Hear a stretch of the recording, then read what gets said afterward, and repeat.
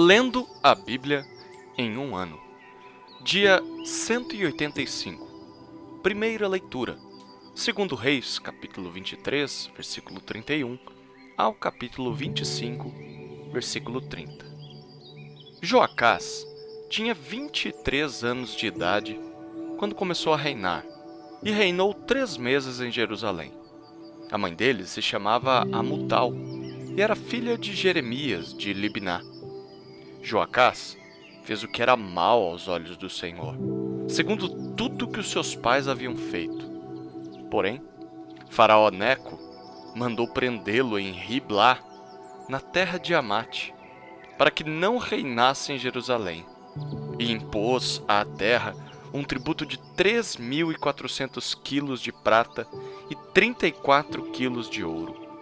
Faraó Neco colocou Eliaquim, filho de Josias, como rei, em lugar de Josias, seu pai, e mudou o nome dele para Jeoaquim. Mas levou Joacás consigo para o Egito, onde ele morreu. Jeoaquim entregou aquela prata e aquele ouro a Faraó. Mas, para dar esse dinheiro segundo a ordem de Faraó, Jeoaquim estabeleceu um imposto sobre a terra. Do povo da terra, exigiu prata e ouro de cada um segundo as suas posses para o dar a Faraó Neco. Jeoaquim tinha 25 anos de idade quando começou a reinar e reinou 11 anos em Jerusalém. A mãe dele se chamava Zebidá e era filha de Pedaías, de Rumá. Jeoaquim fez o que era mal aos olhos do Senhor, segundo tudo que os seus pais haviam feito. Foi durante o reinado de Jeoaquim que Nabucodonosor, rei da Babilônia, veio contra Judá. Durante 3 anos, Jeoaquim foi servo de Nabucodonosor, mas depois se revoltou contra ele. O Senhor enviou contra Jeoaquim bandos de caldeus, sírios, moabitas e amonitas. Ele os enviou contra Judá para destruir o povo, conforme a palavra que o Senhor tinha falado por meio dos seus servos, os profetas. Na verdade, isto aconteceu com Judá por ordem do Senhor, que removeu o povo da sua presença, por causa de todos os pecados cometidos por Manassés e também por causa do sangue inocente que ele derramou, com o qual encheu a cidade de Jerusalém. Por isso, o Senhor não quis perdoar. Quanto aos demais atos de Jeoaquim e a tudo o que fez, não está tudo escrito no livro da história dos reis de Judá? Jeoaquim morreu, e Joaquim, seu filho, reinou em seu lugar. O rei do Egito nunca mais saiu da sua terra, porque o rei da Babilônia tomou tudo que era dele, desde o ribeiro do Egito até o rio Eufrates.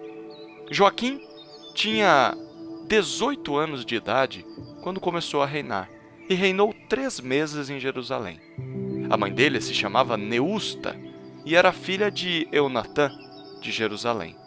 Joaquim fez o que era mal aos olhos do Senhor, como seu pai havia feito antes dele. Naquele tempo, os servos de Nabucodonosor, rei da Babilônia, subiram a Jerusalém e a cidade foi cercada.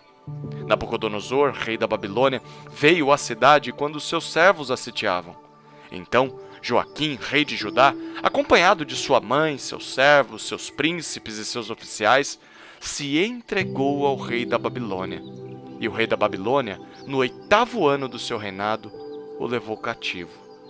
Levou dali todos os tesouros da casa do Senhor e os tesouros do palácio real. E conforme o Senhor tinha dito, cortou em pedaços todos os utensílios de ouro que Salomão, rei de Israel, tinha feito para o templo do Senhor. Nabucodonosor levou cativa toda a Jerusalém, bem como todos os príncipes, todos os homens valentes, todos os artífices e ferreiros, ao todo 10.000. Ninguém ficou, a não ser o povo pobre da terra. Levou cativos de Jerusalém para a Babilônia o rei Joaquim, a mãe do rei, as mulheres deste, seus oficiais e os homens principais da terra. O rei da Babilônia levou cativos para a Babilônia todos os homens valentes, em número de 7.000, e ainda 1.000 artífices e ferreiros, todos eles treinados para a guerra. O rei da Babilônia constituiu rei, em lugar de Joaquim, o tio paterno deste, Matanias, e mudou o nome dele para Zedequias. Zedequias tinha 21 anos de idade quando começou a reinar, e reinou 11 anos em Jerusalém. A mãe dele se chamava Amutal e era filha de Jeremias de Libná. Zedequias fez o que era mal aos olhos do Senhor, segundo tudo que Joaquim havia feito. Foi por causa da ira do Senhor contra Jerusalém e contra Judá que isto aconteceu, a ponto de os rejeitar de sua presença. Zedequias rebelou-se contra o rei da Babilônia. Aconteceu que, no 9º ano do reinado de Zedequias, aos 10 dias do 10º mês, Nabucodonosor, rei da Babilônia, veio contra Jerusalém, ele e todo o seu exército. Sitiaram a cidade e construíram rampas de ataque ao redor dela.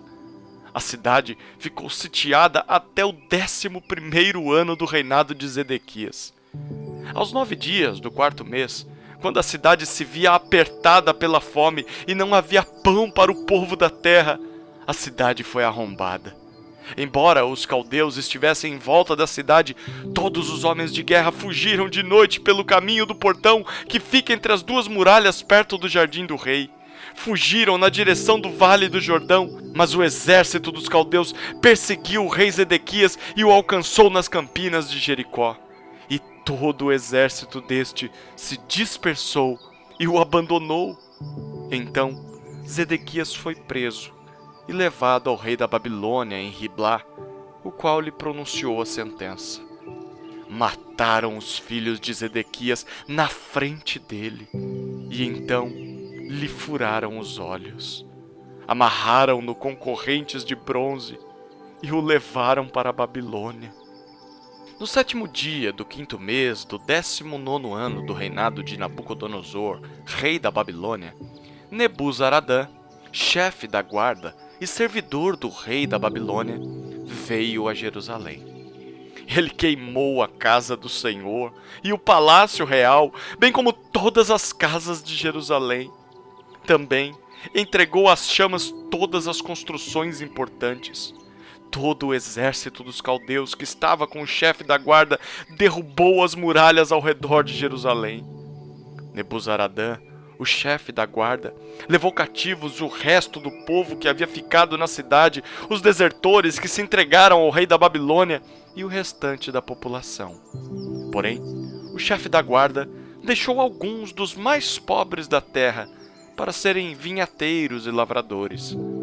Os caldeus cortaram em pedaços as colunas de bronze que estavam na casa do Senhor, bem como os suportes e o mar de bronze que estavam na casa do Senhor, e levaram o bronze para a Babilônia. Levaram também as panelas, as pás, os apagadores, os recipientes de incenso e todos os utensílios de bronze com que se ministrava. O chefe da guarda levou também os braseiros, as bacias e tudo que fosse de ouro ou de prata. Quanto às 2 colunas, ao mar de bronze e aos suportes que Salomão havia feito para a casa do Senhor, o peso do bronze de todos esses utensílios era incalculável. A altura de uma coluna era de 8 metros e sobre ela havia um capitel de bronze de 1,30 m de altura. A obra de rede e as romãs sobre o capitel ao redor, tudo era de bronze. Semelhante a esta, era a outra coluna com a rede. O chefe da guarda também levou cativos Seraías, sumo sacerdote, Sofonias, segundo sacerdote, e os 3 guardas da porta. Da cidade, ele levou um oficial, que era comandante das tropas de guerra, e 5 dos conselheiros do rei, que ainda estavam na cidade, bem como o escrivão-chefe do exército que alistava o povo da terra e 60 homens do povo do lugar que estavam na cidade. Nebuzaradã, o chefe da guarda, levou-os ao rei da Babilônia em Riblá. O rei da Babilônia os matou ali mesmo em Riblá, na terra de Amate. Assim, Judá foi levado cativo para fora da sua terra. E sobre o povo que havia ficado na terra de Judá, que Nabucodonosor, rei da Babilônia, havia deixado ali, ele nomeou como governador Gedalias, filho de Aicão, filho de Safã. Quando os capitães dos exércitos, eles e os seus soldados, ouviram que o rei da Babilônia havia nomeado Gedalias como governador, foram falar com ele em Mispá. Esses capitães eram Ismael, filho de Netanias, Joanã, filho de Careá, Seraías, filho de Tamunete, o netofatita, e Jazanias, filho do Maacatita. Com eles estavam os seus soldados. Gedalias jurou a esses capitães e aos seus soldados, dizendo: vocês não precisam ter medo dos oficiais dos caldeus. Fiquem na terra, sirvam o rei da Babilônia, e tudo irá bem com vocês. Porém, no 7º mês, Ismael, filho de Netanias, filho de Elisama, que era da família real, foi até Mispá com 10 homens. Eles atacaram Gedalias e o mataram. Também mataram os judeus e os caldeus que estavam com ele em Mispá. Então, todo o povo, desde o menor até o maior, junto com os capitães das tropas, se levantaram e foram para o Egito, porque tinham medo dos caldeus. No 37º ano do cativeiro de Joaquim, rei de Judá, no dia 27 do 12º mês, Evil-Merodach, rei da Babilônia, no ano em que começou a reinar, libertou do cárcere Joaquim, rei de Judá. Falou com ele de modo bondoso. Ele deu um lugar de mais honra do que a dos reis que estavam com ele na Babilônia. Permitiu que ele deixasse de usar as roupas de prisioneiro, e Joaquim passou a comer na presença dele todos os dias da sua vida. E da parte do rei lhe foi dada subsistência vitalícia, uma pensão diária, durante todos os dias da sua vida. Segunda leitura, Atos, capítulo 22, versículo 22, ao capítulo 23, versículo 10. Até este ponto, a multidão ficou ouvindo. Mas, quando Paulo disse isso, começaram a gritar bem alto: fora com ele! Mate-o! Porque ele não merece viver! Enquanto eles gritavam, tiravam as suas capas e jogavam poeira para o ar. O comandante ordenou que Paulo fosse recolhido à fortaleza e que, sob açoite, fosse interrogado para saber por que motivo estavam gritando assim contra ele. Quando o estavam amarrando com correias, Paulo perguntou ao centurião que ali estava: será que vocês têm o direito de açoitar um cidadão romano sem que ele tenha sido condenado? Ouvindo isto, o centurião procurou o comandante e lhe disse: que é isso que o senhor está prestes a fazer? Saiba que aquele homem é cidadão romano.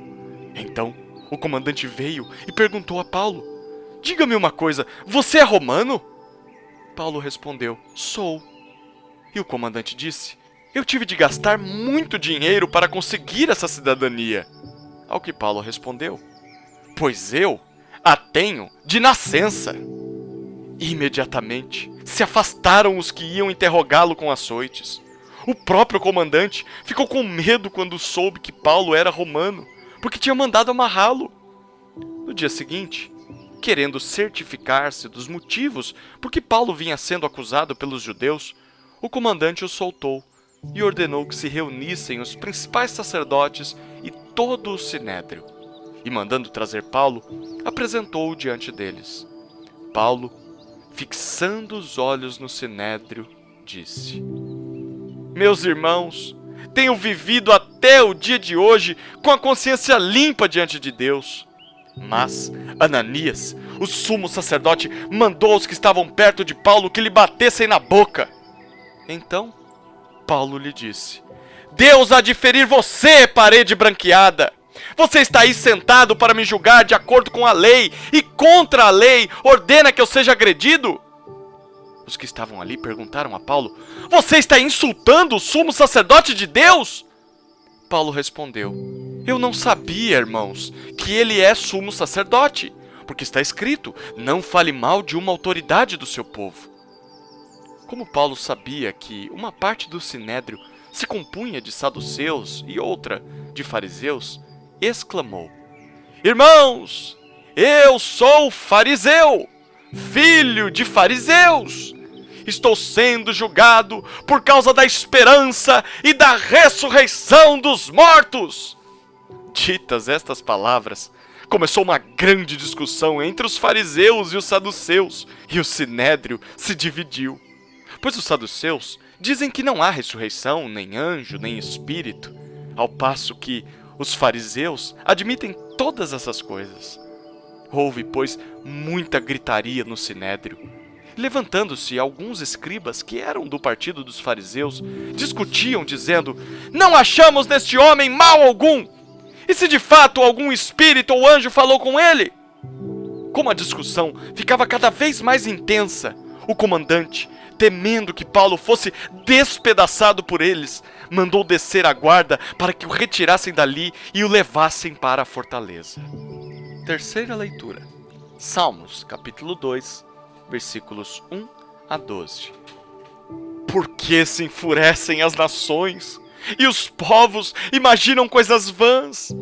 Os reis da terra se levantam e as autoridades conspiram contra o Senhor e contra o seu ungido, dizendo: Vamos romper os seus laços e sacudir de nós as suas algemas. Aquele que habita nos céus dá risada, o Senhor zomba deles.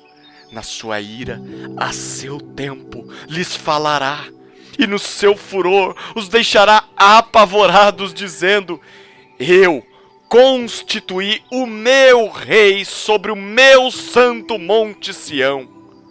O rei diz: Proclamarei o decreto do Senhor.